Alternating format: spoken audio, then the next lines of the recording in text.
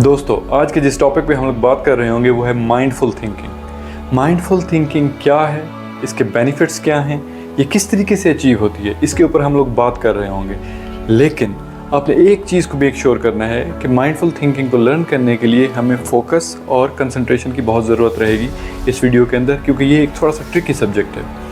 लेकिन जब आप फोकस होके और कंसंट्रेशन के साथ सुनेंगे तो डेफिनेटली आपको समझ आ जाएगी कि माइंडफुल थिंकिंग है क्या, वो अचीव कैसे की जा सकती है और उसके बेनिफिट्स क्या हो सकते हैं। माइंडफुल थिंकिंग एक ऐसी ताकत है जो हम सारे इंसानों के अंदर मौजूद होती है।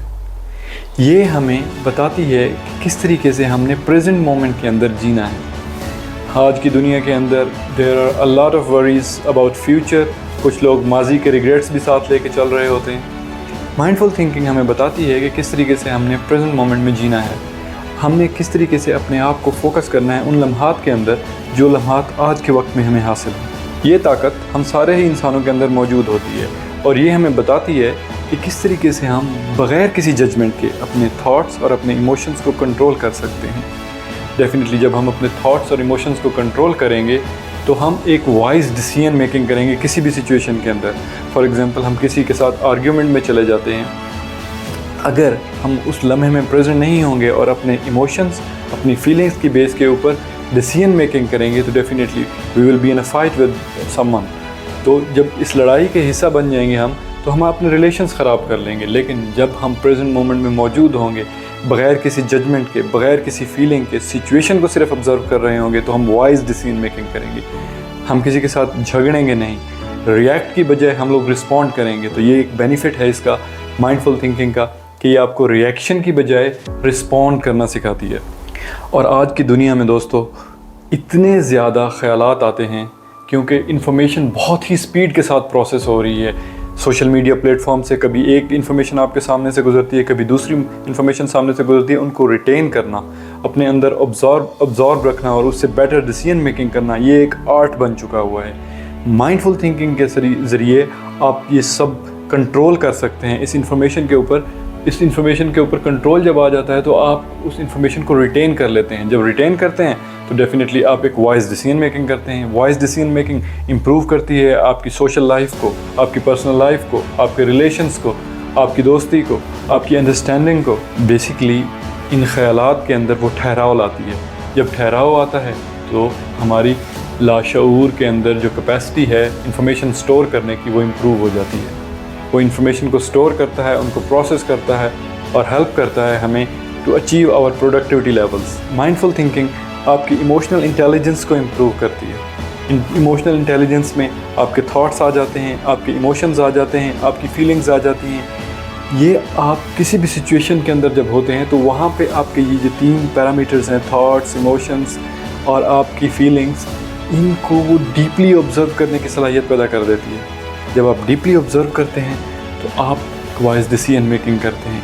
आप अपने जज्बात के साथ बह नहीं जाते किसी भी सिचुएशन के अंदर। इससे आपके रिलेशनशिप इम्प्रूव होते हैं, इससे आपकी कम्युनिकेशन इम्प्रूव हो जाती है। और दोस्तों, ये स्ट्रेस मैनेजमेंट में भी बहुत ही इम्पोर्टेंट किरदार अदा करती है, क्योंकि इमोशनल इंटेलिजेंस को इम्प्रूव करते हुए ये हमें सिखाती है कि हमने प्रेजेंट मोमेंट में जीना है। हमने माजी की फ़िक्र नहीं करनी, माजी के रिग्रेट्स साथ लेके नहीं चलने, हमने फ्यूचर के बारे में परेशान नहीं होना, क्योंकि ये 2 चीज़ें ऐसी हैं, आपका माजी और आपका फ्यूचर, ये दोनों आपके कंट्रोल में ही नहीं है। जो कंट्रोल में है वो है आज आपका हाल। अगर आप अपने हाल में वाइज डिसीजन ले लेंगे, अपने हाल को बेहतरीन बना लेंगे, तो ये हाल जब माजी बनेगा तो ये खूबसूरत ही होगा। जब ये मुस्तकबिल में लेके जाएगा आपको, क्योंकि आपने फ़ैसले बेहतरीन लिए होंगे, तो डेफिनेटली आपका मुस्तकबिल भी खूबसूरत होगा। तो ये आपको करंट एनवायरनमेंट के अंदर रहना सिखाती है, वहाँ पे आपसे वाइज डिसीजन मेकिंग करवाती है। देखें, हम में से बहुत सारे लोग सेल्फ क्रिटिक होते हैं, अपने आप को क्रिटिसाइज़ करते हैं डिफरेंट सिचुएशंस में। अपने कोई कामयाबी हासिल नहीं होती तो हम अपने आप को उसका कसूरवार ठहराते हैं। हम अपने आप को पुश करते हैं, धकेलते हैं कि ये तुम ही इसके ज़िम्मेदार हो, अपने आप को ब्लेम करते हैं। डेफिनेटली जब हम अपने आप को ब्लेम करते हैं तो ये फिर हमारी पर्सनैलिटी का हिस्सा बन जाता है। हम दूसरे लोगों को भी कसूरवार ठहराना शुरू कर देते हैं, अपने रिलेशन दूसरे लोगों के साथ भी ख़राब कर लेते हैं। ये हमें सिखाती है कि इट्स ऑल राइट। हम अपने आप को जज करने लगते हैं, उस जजिंग के अंदर हम अपने आप को कसूरवार भी ठहराते हैं। इसी तरीके से ये आपकी जब नेचर का हिस्सा बन जाती है तो फिर हम दूसरे लोगों को भी जज करना शुरू कर देते हैं, दूसरे लोगों के साथ भी हम अपने रिलेशंस को ख़राब कर लेते हैं।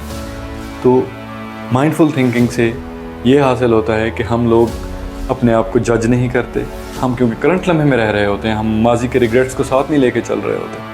तो जब हम अपने आप को जज नहीं करते तो नेचर के हिसाब से हम दूसरे लोगों को भी जज नहीं करते और हमारा रिलेशन उनके साथ इंप्रूव होते रहते हैं। और हम लोगों को उनकी खामियों समेत, क्योंकि हम अपने आप को अपनी खामियों समेत एक्सेप्ट कर रहे होते हैं, तो हम दूसरे लोगों को भी उनकी खामियों समेत एक्सेप्ट करना सीख जाते हैं, क्योंकि दुनिया के अंदर कोई भी इंसान खामियों से मुबर्रा नहीं है। मेरे दोस्तों, माइंडफुल थिंकिंग की पावर हम सब इंसानों के अंदर मौजूद होती है और वो इसी इंतज़ार में होती है कि हम कब इसको अनलॉक करते हैं। Let's choose mindful thinking over mindless thinking. आइए मैं आपको बताता हूँ कि ये हमने अचीव कैसे करना है। माइंडफुल थिंकिंग की हमने बात कर ली कि वो है क्या। वो एक ताकत है जो हम सब इंसानों के अंदर मौजूद होती है। उसके बेनिफिट्स क्या होते हैं, रिलेशंस को इम्प्रूव करती है, and so many we have talked about. अब ये अचीव कैसे करना है, माइंडफुल थिंकिंग को अपने अंदर अनलॉक कैसे करना है, तो इसका एक सिंपल सा तरीका मैं आपको बताता हूँ। आप लोग एक ब्रीदिंग टेक्निक यूज़ करते हुए माइंडफुल थिंकिंग को अनलॉक कर सकते हैं।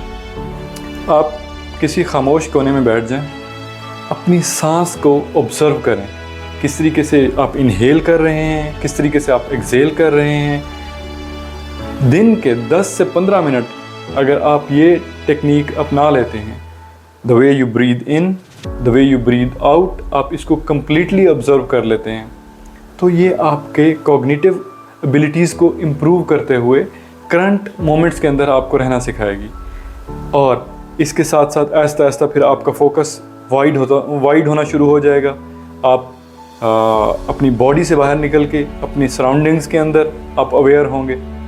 आहिस्ता आहिस्ता ये आपकी अवेयरनेस वाइड होती जाएगी।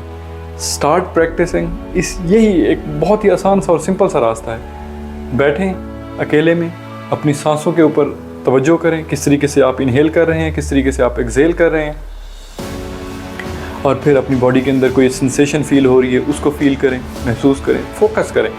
आपकी अटेंशन डाइवर्ट हो जाएगी, थॉट्स डिफरेंट आ जाएंगे, इट्स ओके, ये नॉर्मल है। लेकिन जब आप दोबारा से अपने आप को रिकनेक्ट करेंगे, फिर इसकी प्रैक्टिस करेंगे, थोड़े टाइम के बाद आप यूज्ड टू हो जाएंगे और आप टोटली फोकस हो जाएंगे आप अपनी ब्रीथ के ऊपर, the way it is going in, the way it is coming out.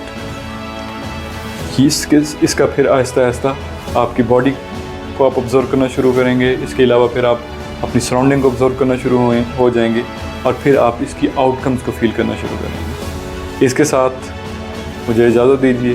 C you in another video.